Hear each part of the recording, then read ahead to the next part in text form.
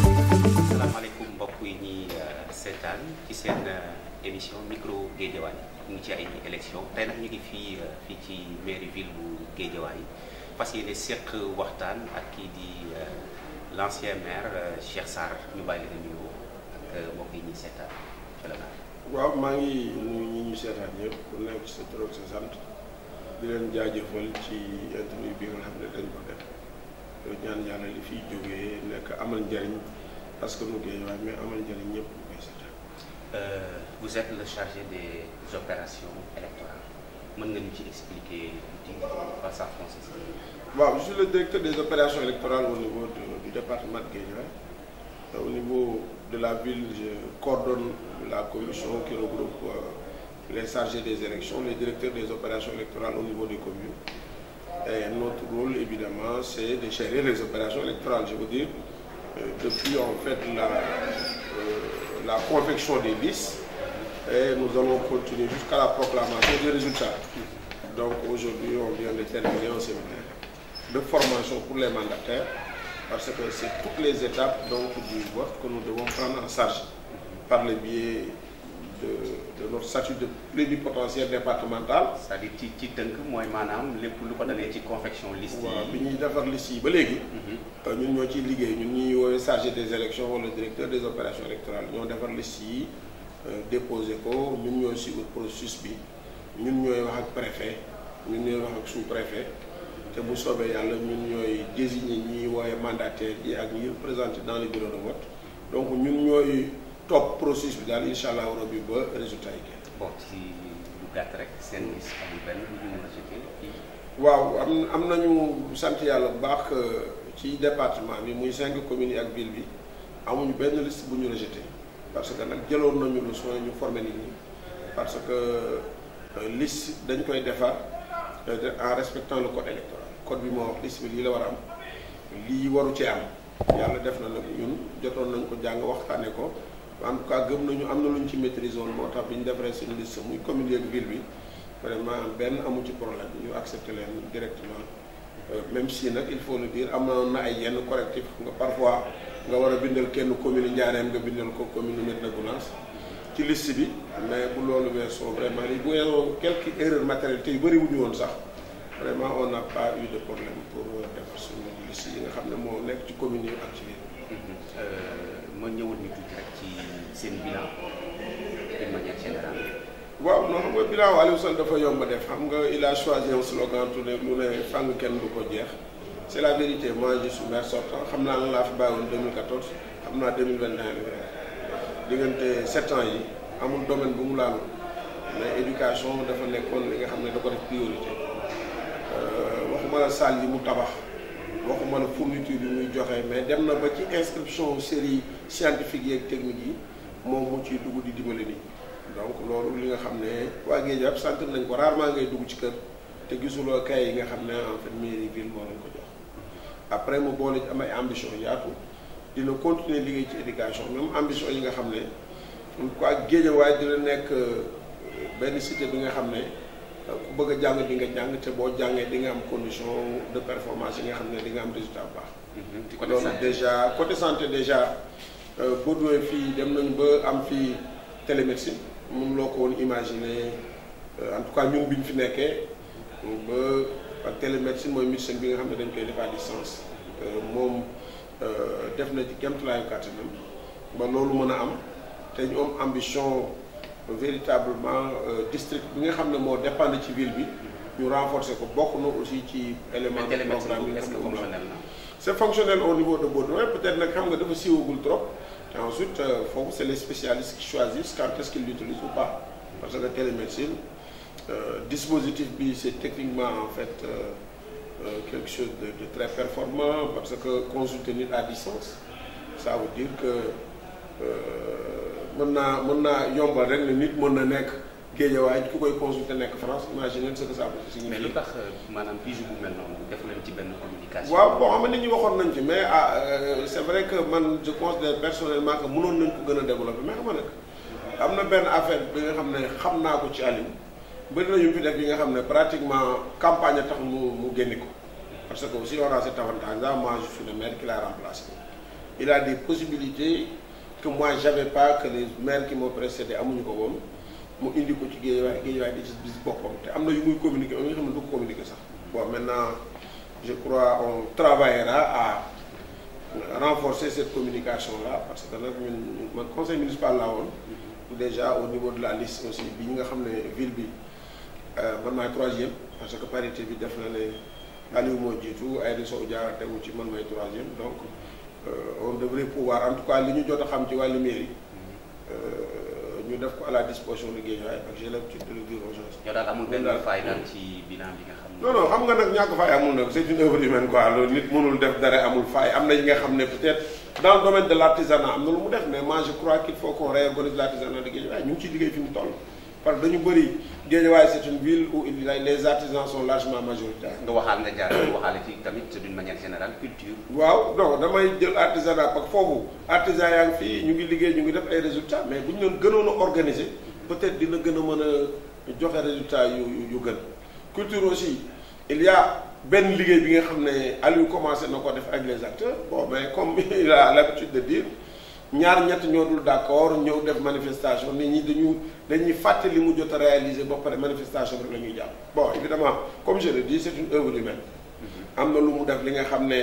def na ci lu bëree bëri am na lu mu def lu bëri am na li nga xam ne war na ko améliorer moo tax ñun ñu gëm ne ku ko jàppalee ba mu amaat un deuxième mandat en tout cas fii mu eggal Guédiawaye am na possibilité eggal fi mu foo parce que nag domaine yooyu rek bu ñu yem ci culture ak yooyu mais boo xoolee infrastructure ki il y a au niveau de Guédiawaye mais le budget ville de Guédiawaye moo ko defar man je suis un ancien maire te man bi ma fi nekkee j'ai plus de moyens que Aliou parce que acte 3 bi dafa am ay recettes yi nga xam ne ville la ko moom mu delloo ko ci commune yi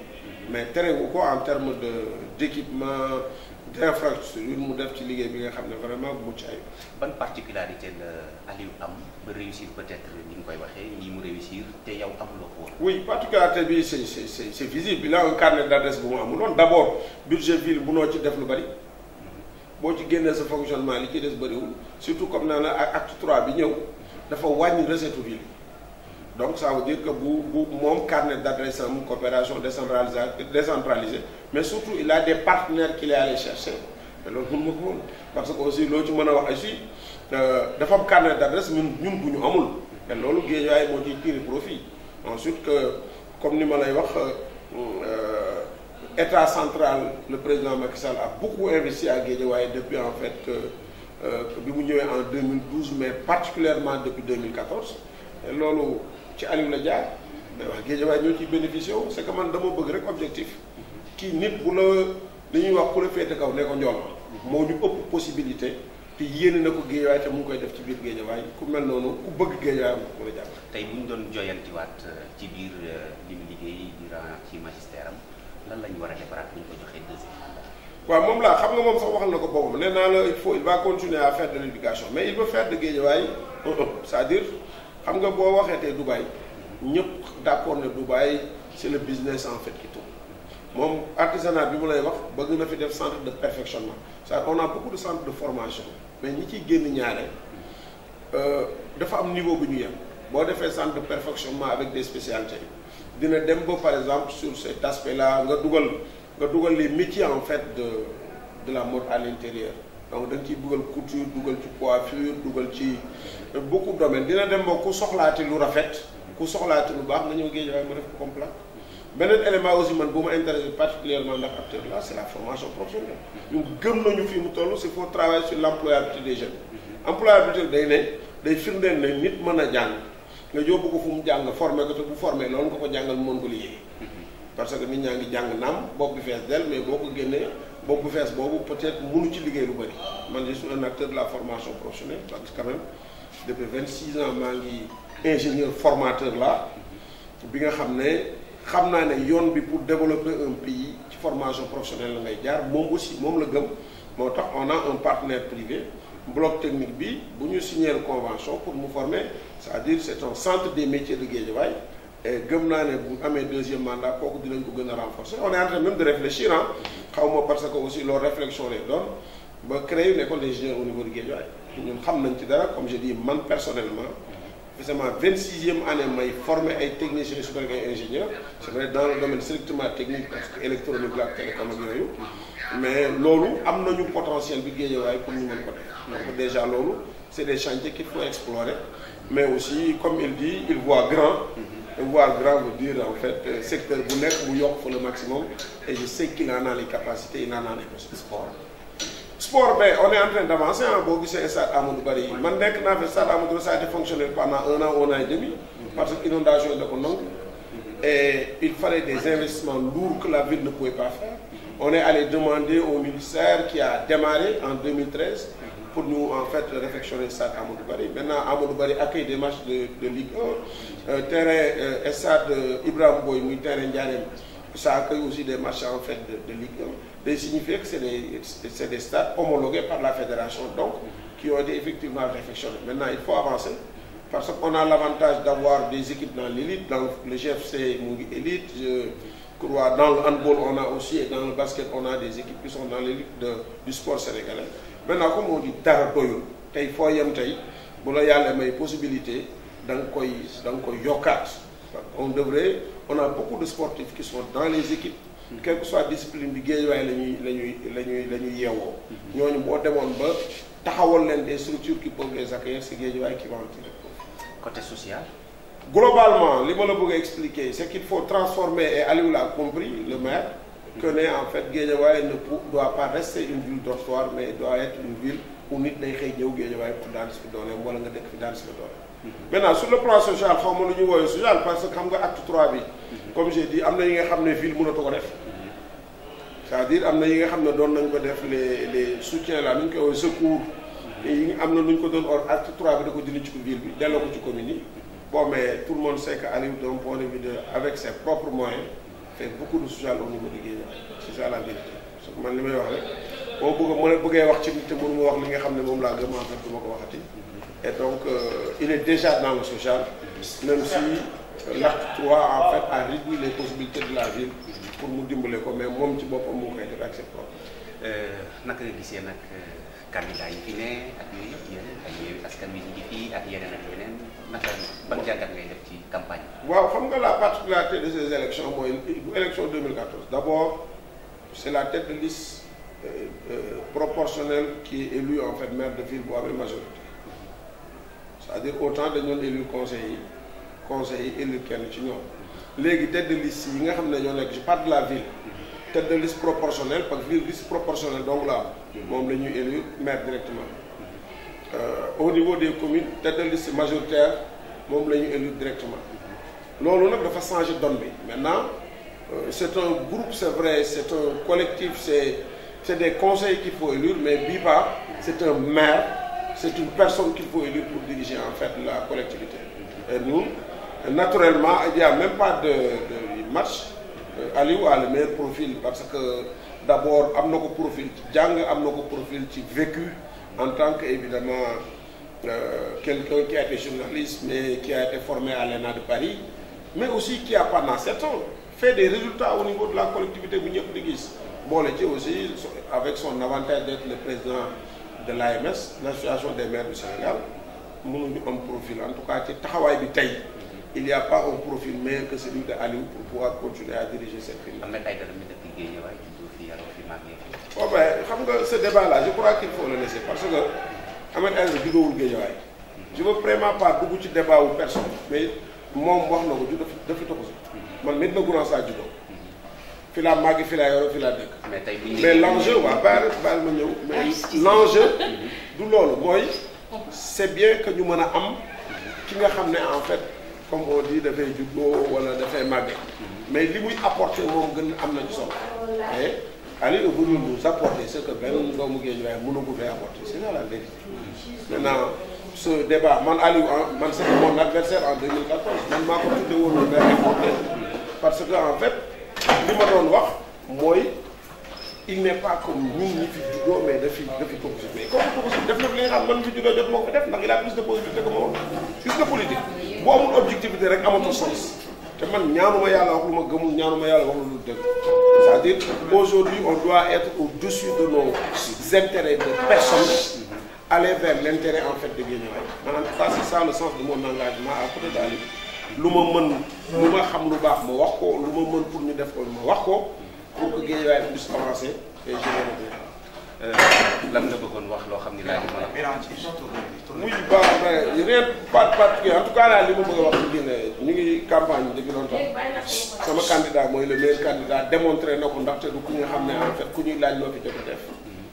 c'est de faire un appel que les populations de Guédiawaye comprendre que Aliou Sall won nañu li mu mën te comme li olof di wax ku la jox ndekki bu la déggee añ nga war koo gëm jox nañu ndekki am nañu yaakaar ne dinañ ko falaat très largement mu kon ne liggéey bu rafet bu muy def pour Guédiawaye parce que waa Guédiawaye rek di bénéficier. bi campagne bi tàmbalee ak léegi daanaka li ci des ñetti fan la. ban bilan ngay def. bon xaw ma looy wooy bilan nous on a fait ce qu'on devait faire meeting nañu waxtaan nañu nit ñi surtout nit ñi xam nañu suñu bilan xam nañu suñu programme. je crois que loolu moo doon essentiel bi en tout cas ñu am yaakaar bu baax wax ne campagne bi nga xam ne def nañ ko waa Guédiawaye comprendre nañ ko te bu soobee yàlla le 23 yi moo voté largement pour Benno Bokk Yaakaar fal Aliou Sall maire de la ville de Guédiawaye fal Racine Talla au niveau de la commune de Wakhinane, Modou Bousso Ndiaye au niveau de la commune de Sam Notaire, Beydi Ba au niveau de la commune de Médina Gounass, Lat Diop au niveau de la commune de Golf ak ban moo rek sax Ndiarème Limamoulaye en fait Mor Wara Gueye Guédiawaye jëm kanam quoi. Donc je crois que ces personnalités là bu ñu leen falee en tout cas ils vont beaucoup apporter pour mon combat c'est Guédiawaye. Mon combat c'est Guédiawaye, je suis prêt à m'aligner derrière tous ceux qui travailleront pour Guédiawaye. Parce que moi, comme je dis, je suis né à Médina Gounass, j'y ai grandi, j'y habite jusqu'à présent. Et donc, je soutiendrai en fait toutes les initiatives pour que Guédiawaye jëm kanam, pour que les gens jëm kanam. C'est le changement de mon combat politique, en tout cas en ce qui concerne les collectivités. Merci beaucoup monsieur le maire Cheikh Sarr ñu ngi lay jaajëfal ci accord bi ñu accordé interview bi ñu ngi woon nag yéen ñi ñuy seetaan ci seen émission micro Guédiawaye di leen sant di leen gërëm di leen dig daje incha allah beneen yoon ci beneen numéro ak beneen partie merci.